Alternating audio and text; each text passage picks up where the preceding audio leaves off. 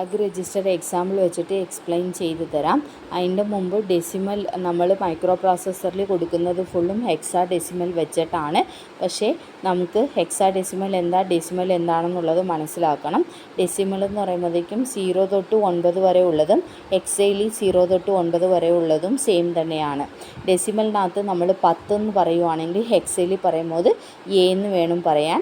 അതുപോലെ 11 ആണെങ്കിൽ ബി, 12 ആണെങ്കിൽ സി, അങ്ങനെ 15 ആണെങ്കിൽ എഫ് വരെ ആയിരിക്കും നമ്മൾ യൂസ് ചെയ്യേണ്ടത്. അത് കഴിഞ്ഞിട്ട് ഇനി ഒരു ഇതും കൂടി മനസ്സിലാക്കണം.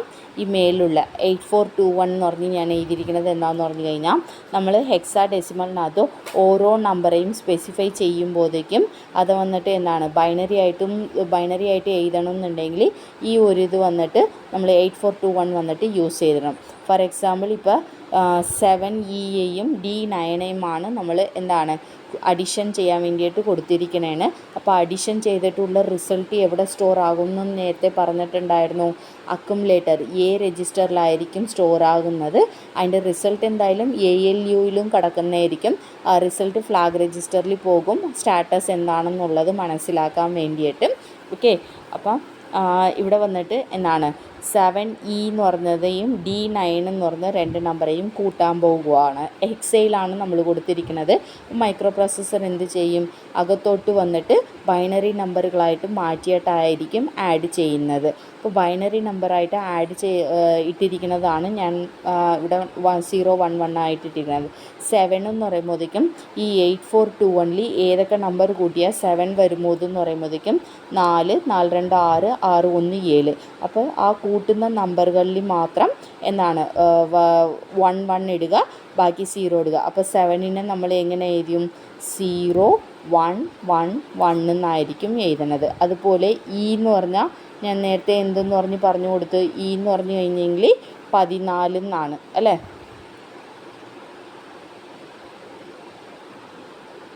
E എന്ന് പറഞ്ഞു കഴിഞ്ഞാൽ 14 എന്നാണ്. 14 എന്ന് പറയുമ്പോഴത്തേക്കും അതെങ്ങനെ എഴുതണം, 8, 4, 12, 12, 2, 14. അപ്പോൾ 111 ഇട്ടിട്ട് 0. അങ്ങനെ D എന്ന് പറഞ്ഞതുക്ക് 1101, 9 എന്ന് പറഞ്ഞതുക്ക് 1001 എന്ന് പറഞ്ഞിട്ട് എഴുതുക. ഇനി നമുക്ക് സാധാരണയായിട്ട് ലോജിക്കൽ ഇതായിട്ട് കൂട്ടുമ്പോൾ എന്താണ് 0, 1ക്ക് 1, അങ്ങനെ ഓരോന്നും ചെയ്യുമ്പോഴത്തേക്കും ഈ 4 നമ്പർ എന്ന് പറയുന്നത് എന്താണ് ഈ 4 നമ്പർ എന്ന് പറയുന്നത് Eയും 9ഉം കൂട്ടണതാണ്. നമ്മൾ സാധാരണ മാത്സ് വന്നിട്ട് ചെയ്യുമ്പോഴേക്കും ഇത് കണക്ക് കൂട്ടുമ്പോൾ എങ്ങനെ ചെയ്യും, ഇപ്പോൾ 14ഉം 9ഉം നമ്മൾ കൂട്ടുകയാണെന്നുണ്ടെങ്കിൽ 9ഉം 4ഉം കൂട്ടിയതിൻ്റെ എന്താണ് ഒരു നമ്പർ വന്നിട്ട് ഇവിടെ ഇടും, അതിൻ്റെ വന്നിട്ട് മീതി വന്നിട്ട് ഇവിടെ ഇട്ടിട്ട് അതല്ലേ ഇങ്ങനെ കൂട്ടത്തോളൂ അല്ലേ. പക്ഷേ ഇവിടെ നമ്മൾ ബൈനറിയിൽ എഴുതുമ്പോൾ ഈ ഒരു നമ്പറെയാണ് ഇങ്ങനെ 4 നമ്പറായിട്ട് എഴുതിയിരിക്കുന്നത് അല്ലേ. അപ്പോൾ ഈ 2 നമ്പറുകളെയും കൂട്ടുമ്പോഴേക്കും കിട്ടുന്ന എന്താണ് ഒരു ക്യാരി വരില്ലേ, ആ ക്യാരിയെ നമ്മൾ അടുത്ത നമ്പറോടെ കൂട്ടണം എന്ന് പറയുന്നത് മൈക്രോ പ്രോസസ്സർക്ക് അറിയത്തില്ല. അപ്പോൾ അത് അങ്ങനെ വേണ്ടിയിട്ട് നമ്മൾ യൂസ് ചെയ്യാൻ വേണ്ടിയിട്ടുള്ള ഒരു ഫ്ലാഗാണ് ആക്സിലറി ക്യാരി ഫ്ലാഗ് എന്ന് നമ്മൾ പറയണത്. ഓക്കെ, അപ്പോൾ ഒന്നും കൂടി പറഞ്ഞു തരാം, ശ്രദ്ധിച്ചോ. അതായത് ഇപ്പോൾ ഈ 2 നമ്പറേയും നമ്മൾ കൂട്ടാൻ പോണേന് കൂട്ടി വന്നപ്പോൾ 0ഉം 1ഉം കൂട്ടിയപ്പോൾ 1, 101, 101, 11 കൂട്ടുമ്പോഴേക്കും എന്താണ് 10 ആണ് അല്ലേ. അപ്പോൾ 0 ഇവിടെ എഴുതിയിട്ടുണ്ട്, അതിൻ്റെ ബാലൻസ് 1 വന്നിട്ട് ഞാൻ ഇവിടെ എഴുതിയിട്ടുണ്ട് അല്ലേ.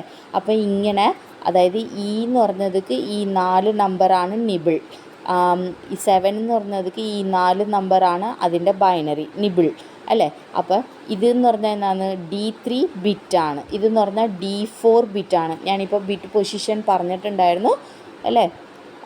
ആദ്യം എഴുതണത് D0 എന്ന് പറഞ്ഞ ബിറ്റ്, അടുത്തത് D1 എന്ന് പറഞ്ഞ ബിറ്റ്, അങ്ങനെ ഓരോന്നും വരുമ്പോൾ ഇത് D3 ബിറ്റായിട്ട് വരും.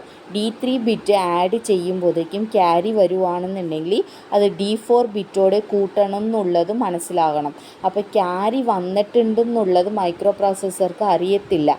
അപ്പോൾ ആ ക്യാരി വന്നിട്ടുണ്ടെന്നുണ്ടെങ്കിൽ D3 ബിറ്റ് കൂട്ടുമ്പോഴേക്കും എന്താണ്, ഇപ്പം ഞാൻ പറഞ്ഞ എക്സാമ്പിളിനകത്ത് D3 ബിറ്റ് കൂട്ടുമ്പോഴേക്കും ക്യാരി വരുന്നുണ്ട്, അതെന്ത് ചെയ്യണം, D4 ബിറ്റോടെ കൂട്ടാനായിട്ട് പറയണം. അപ്പോൾ അങ്ങനെ ക്യാരി വന്നിട്ടുണ്ടെന്നുണ്ടെങ്കിൽ എന്താണ് സെറ്റാകുന്ന ഒരു ഫ്ലാഗാണ് ആക്സിലറി ക്യാരി ഫ്ലാഗ് എന്ന് നമ്മൾ പറയണത്. അത് ഫ്ലാഗ് രജിസ്റ്ററിൽ 4th ബിറ്റായിട്ടാണ് ഇരിക്കുന്നത്. ഓക്കെ, അടുത്തത് ഇവിടെ നമ്മൾ കൂട്ടുമ്പോഴത്തേക്കും കൂട്ടിയതിൻ്റെ ആൻസർ നോക്കിയേ. ഓരോന്നും ഞാൻ കൂട്ടി വന്നപ്പോഴത്തേക്കും 8 നമ്പർ കഴിഞ്ഞിട്ട് 9ാമതായിട്ടും ഒരു നമ്പർ വന്നിട്ടുണ്ട്. അതായത് ഇവിടെ കൂട്ടി വന്നപ്പോൾ ഈ 3 1 കൂട്ടുമ്പോൾ 1 1, 2 1 കൂട്ടുമ്പോൾ 0 1, 3 1 കൂട്ടുമ്പോൾ 1 1, ഈ ലാസ്റ്റ് ഇത് കൂട്ടുമ്പോഴത്തേക്കും 1 0 ആണ് വരുന്നത്. അപ്പോൾ 0 എഴുതി 1. നമുക്ക് ഇവിടെ 8085 എന്ന് പറഞ്ഞു കഴിഞ്ഞെങ്കിൽ എല്ലാ രജിസ്റ്ററും 8 ബിറ്റ് രജിസ്റ്റേഴ്സുകളാണ്. അപ്പോൾ ആൻസറും എവിടെയാണ് സ്റ്റോർ ആകുന്നതെന്ന് പറഞ്ഞ് എ രജിസ്റ്ററിലാണ് സ്റ്റോർ ആകുന്നത്. എ രജിസ്റ്റർ എന്ന് പറഞ്ഞിട്ട് എത്ര ബിറ്റുകൾ സ്റ്റോർ ചെയ്യും? 8 ബിറ്റുകൾ മാത്രമേ സ്റ്റോർ ചെയ്യത്തുള്ളൂ. അപ്പം നിങ്ങൾ ഇവിടെ ആൻസറായിട്ട് നോക്കുമ്പോഴത്തേക്കും 1 0 1 0 1 0 1 എന്നുണ്ട്. ഈ 4 ബിറ്റ് ബാക്ക് സൈഡിൽ നിന്ന് വരണം. ഈ 4 ബിറ്റ് പോകാണ്ട് 9ാമത്തെ ഒരു ബിറ്റും കൂടി ഉണ്ട്. അപ്പോൾ നമ്മളുടെ അരിത്മാറ്റിക് ലോജിക്കൽ ഓപ്പറേഷൻ കഴിഞ്ഞിട്ട് 8 ബിറ്റ് കൂടാണ്ട് ഒരു 9th ബിറ്റും കൂടി വരുവാണെന്നുണ്ടെങ്കിൽ ക്യാരി ഉണ്ടെന്നുള്ളത് മനസ്സിലാക്കാൻ വേണ്ടിയിട്ട് ക്യാരി ഫ്ലാഗ് വന്നിട്ട് സെറ്റാകുന്നതായിരിക്കും. ഓക്കെ, അതാണ് ഇത് ക്യാരി ഫ്ലാഗ് എന്ന് പറഞ്ഞത്. ഓക്കെ, ഇപ്പോൾ ഈ എക്സാമ്പിൾ പ്രകാരം ഞാൻ ആക്സിലറി ക്യാരിയെ സെറ്റാക്കി കാണിച്ചിട്ടുണ്ട്, ക്യാരി ഫ്ലാഗയും സെറ്റാക്കി കാണിച്ചിട്ടുണ്ട്. അടുത്തത് പാരിറ്റി ഫ്ലാഗ് എന്ന് പറഞ്ഞു കഴിഞ്ഞെങ്കിൽ നമ്മളുടെ റിസൾട്ട് എന്ന് പറയുമ്പോഴത്തേക്കും ഈ 8 ബിറ്റുകൾ മാത്രം നോക്കിയാൽ മതി. ഈ 9ാമത്തെ ബിറ്റ് കൂട്ടാൻ പാടില്ല. ഈ 8 ബിറ്റുകളിനകത്ത് ഈവൻ നമ്പർ ഓഫ് വൺസ് ഉണ്ടെന്നുണ്ടെങ്കിൽ 1 വന്നിട്ട് ഇപ്പോൾ ഇതിനകത്ത് എണ്ണി നോക്കിയേ 1 2 3 4 5 5 1 ഇരിക്കുന്നത്. അപ്പോൾ ഈവൺ നമ്പർ ഓഫ് 1 എന്നുണ്ടെങ്കിൽ ഈ പാരിറ്റി ഫ്ലാഗ് എന്ന് പറഞ്ഞ സാധനം വന്നിട്ട് സെറ്റാകും. ഓഡ് നമ്പർ ഓഫ് 1 എന്നുണ്ടെങ്കിൽ റീസെറ്റ് ആകും. ഇപ്പം നമ്മളുടെ റിസൾട്ടിനകത്ത് ക്യാരി നോക്കാൻ പാടില്ല. ബാക്കിയുള്ള 8 ബിറ്റുകളിൽ 5 നമ്പർ ഓഫ് 1 ആണ് ഇരിക്കുന്നത്. അപ്പോൾ അതുകൊണ്ട് പാരിറ്റി ഫ്ലാഗ് വന്നിട്ട് റീസെറ്റ് ആകും. അതാണ് ഞാൻ പാരിറ്റി ഫ്ലാഗിൻ്റെ അവിടെ വന്നിട്ട് റീസെറ്റ് വന്നിട്ട് ഇട്ടിരിക്കുന്നത്. അടുത്തത് സീറോ ഫ്ലാഗ് എന്ന് പറഞ്ഞത് എന്തിനു വേണ്ടിയിട്ടാണെന്ന് പറഞ്ഞു കഴിഞ്ഞാൽ നമ്മളുടെ റിസൾട്ട് നോക്കുമ്പോഴേക്കും ഈ 8 ബിറ്റുകളും ചില സമയത്ത് കംപ്ലീറ്റ് എല്ലാം തന്നെ 0 ആയി പോകാറുണ്ട്. അങ്ങനെ എല്ലാം 0 ആണെന്നുണ്ടെങ്കിൽ ഇപ്പോൾ 2 നമ്പർ കൂട്ടുമ്പോഴേക്കും ആൻസർ വന്നിട്ട് ഇങ്ങനെ 4 8ഉം 0 ആണെന്നുണ്ടെങ്കിൽ ഈ സീറോ ഫ്ലാഗ് വന്നിട്ട് സെറ്റാകും, അല്ലെങ്കിൽ റീസെറ്റ് ആകും. ഇപ്പം നമുക്ക് നമ്പേഴ്സൊക്കെയാണ് വന്നിരിക്കുന്നത്, എല്ലാം 0 ആയിട്ടില്ല, അതുകൊണ്ട് റീസെറ്റ് ആകും. അതാണ് ഞാനിവിടെ വന്നിട്ട് 0 ഇട്ടിരിക്കുന്നത്. അടുത്തത് സൈൻ ഫ്ലാഗ് എന്ന് പറഞ്ഞത് ഈ മോസ്റ്റ് സിഗ്നിഫിക്കൻറ്റ് ബിറ്റ് എന്ന് പറഞ്ഞു കഴിഞ്ഞാൽ, അതായത് നമ്മളുടെ റിസൾട്ട് ഒരു 8 നമ്പർ എഴുതുവാണെന്നുണ്ടെങ്കിൽ അതിൽ ഈ ഫസ്റ്റ് കാണുന്ന ബിറ്റ് വന്നിട്ട്, അതായത് ഈ അറ്റത്ത് റൈറ്റ് സൈഡിൻ്റെ അറ്റത്തിരിക്കുന്ന ബിറ്റിനെ ലീസ്റ്റ് സിഗ്നിഫിക്കൻറ്റ് ബിറ്റ് എന്ന് പറയും. ഈ അറ്റത്തിരിക്കുന്ന മോസ്റ്റ് സിഗ്നിഫിക്കൻറ്റ് ബിറ്റ് എന്ന് പറയും. ആ മോസ്റ്റ് സിഗ്നിഫിക്കൻറ്റ് ബിറ്റ് വന്നിട്ട് 1 ആണ് വന്നിട്ടുണ്ടെന്നുണ്ടെങ്കിൽ സൈൻ ഫ്ലാഗ് സെറ്റാകുകയും 0 ആണ് വന്നിട്ടുണ്ടെന്നുണ്ടെങ്കിൽ സൈൻ ഫ്ലാഗ് റീസെറ്റ് ആകും. അപ്പോൾ അങ്ങനെ നമുക്ക് ഇവിടെ വന്നിരിക്കുന്നത് 0